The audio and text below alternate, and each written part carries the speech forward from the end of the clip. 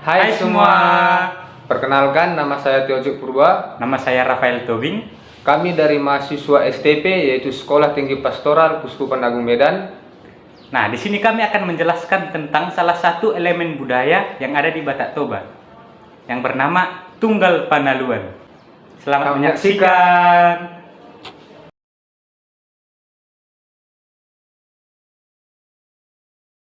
Nah, teman-teman, di sini kami akan menceritakan kisah tentang bagaimana terciptanya tongkat tunggal panaluan tersebut. Selamat mendengarkan.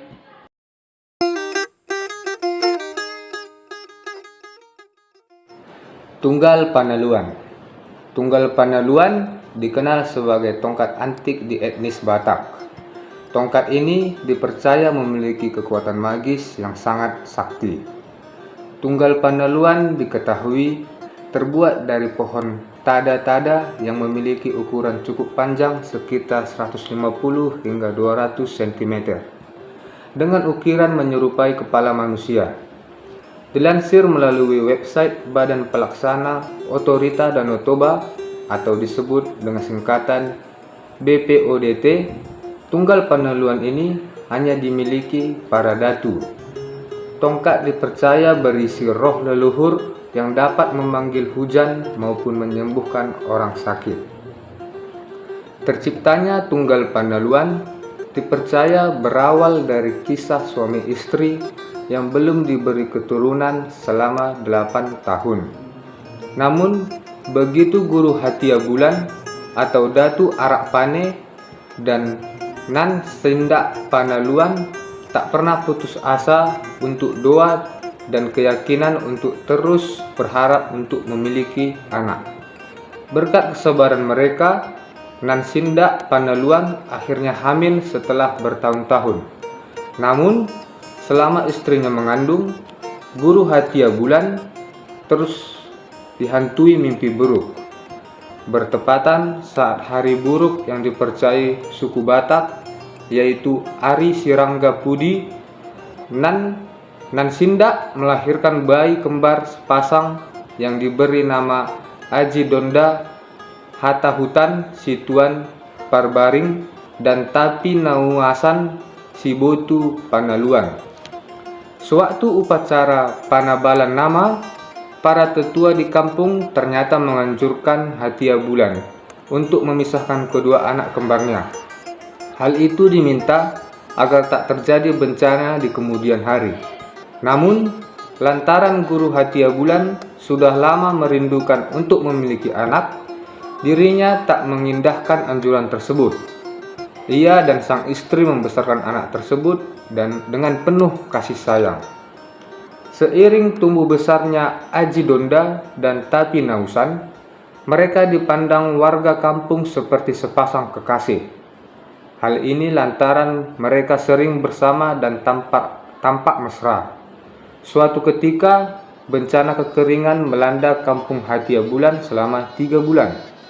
Kemarau ini mengakibatkan gagal panen dan mengeringnya mata air yang membuat warga kampung sengsara. Melihat hal ini, para tetua kampung dan adat melakukan penerawangan untuk mencari tahu penyebab bencana kekeringan ini. Berdasarkan penerangan mereka, bencana ini terjadi lantaran adanya hubungan terlarang saudara-saudara. Warga kampung kemudian langsung tertuju dengan Aji Donda dan Tapi Nausan.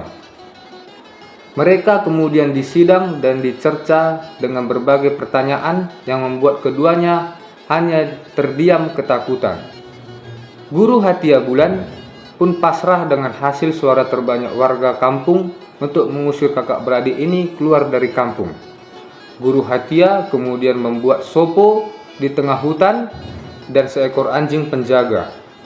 Di dalam hutan ada sebuah pohon berduri tak jauh dari sopo Aji Donda dan Tapi Nauasan. Pohon yang dikenal dengan nama tada-tada ini memiliki buah berwarna merah, tua apabila sudah masak. Bentuknya bulat seperti anggur dengan rasa asam manis, segar apabila dipijat-pijat. Suatu hari, Tapi Nauasan melihat pohon tersebut berbuah lebat yang sudah merah. Ia pun meminta Aji Donda memanjat pohon tersebut. Aji Donda memanjat pohon tersebut. Aji Donda menuruti dan naik ke pohon tersebut. Namun, bukannya berhasil memetik, tubuh Aji Donda justru terjerumus ke dalam batang pohon yang hanya menyisakan kepalanya saja. Tapi Aunasan yang menunggu menjadi khawatir lantaran Aji Donda tak kunjung turun. Ia pun menyusul memanjat pohon tersebut, namun ternyata mengalami nasib yang serupa. Selendang yang ia kenakan terjatuh dan diambil oleh anjing yang dipelihara mereka, yang kemudian dibawa kepada Guru Hatia Bulan. Guru Hatia Bulan kemudian lari ke hutan dan melihat kedua anaknya sudah menyatu ke dalam pohon.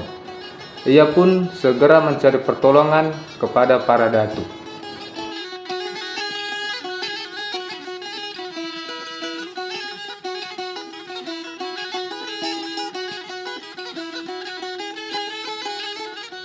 Lima datuk berusaha menolong Aji Donda dan Tapinawasan, namun mereka justru mengalami nasib serupa. Kini sudah 7 kepala bertengger yang membuat Guru Hatia Bulan hampir putus asa. Dukun terakhir, Datu Parpansa Ginjang, melakukan ritual penyelamatan yang berbeda dari datu sebelumnya. Ia terlebih dahulu membacakan doa, meminta persembahan dan manortor. Selain itu, juga ada pemotongan kerbau, penebangan pohon tada-tada yang dibawa pulang ke kampung. Untuk menghentikan tangisan Nan Sindak Panaluan, batang pohon tada-tada dipahat menyerupai anak kembarnya. Selain itu juga ada pahatan datu yang ikut menolong. Bagian paling atas adalah ukiran pahatan Aji Donda yang dilengkapi rambut dari benang 3 warna, yaitu putih, merah, dan hitam. Tunggal Panaluan selalu dibawa kemanapun Guru Hatia Bulan dan Nan Sindak pergi. Tongkat ini membuat kedua anaknya selalu berada di sisinya. Tongkat ini pun mendapat keistimewaan seperti diupacarai dan ditortor. Roh-roh yang kemudian berdiam di tongkat ini dikenal sakti, yang siapapun memegang tongkat ini tak terkalahkan. Sepeninggal Guru Hatia, tongkat ini diwariskan kepada para datu dan menghilang saat Belanda menyerang.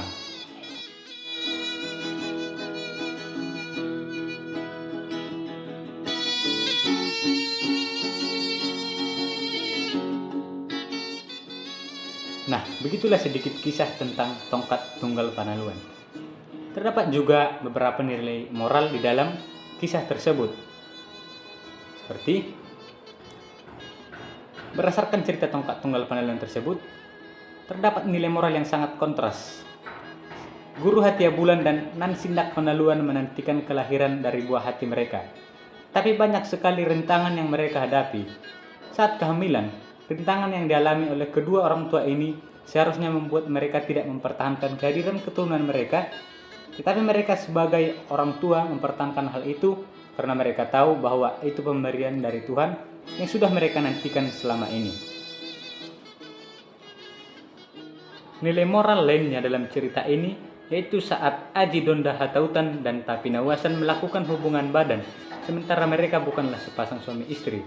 Tindakan yang dilakukan oleh kedua kakak beradik kembar ini merupakan perbuatan yang tidak bermoral, sehingga membuat mereka berdua harus menanggung sanksi dan hukuman dari perbuatan mereka.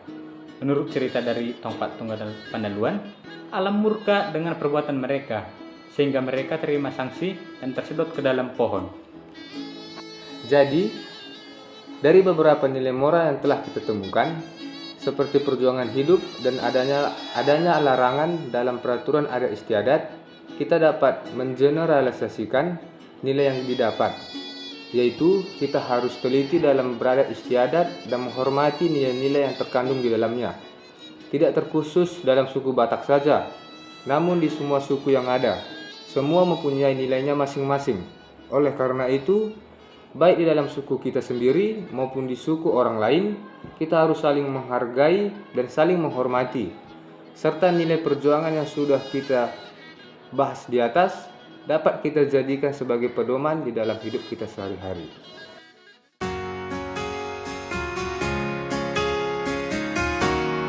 Jadi, sekian dari pembahasan kami.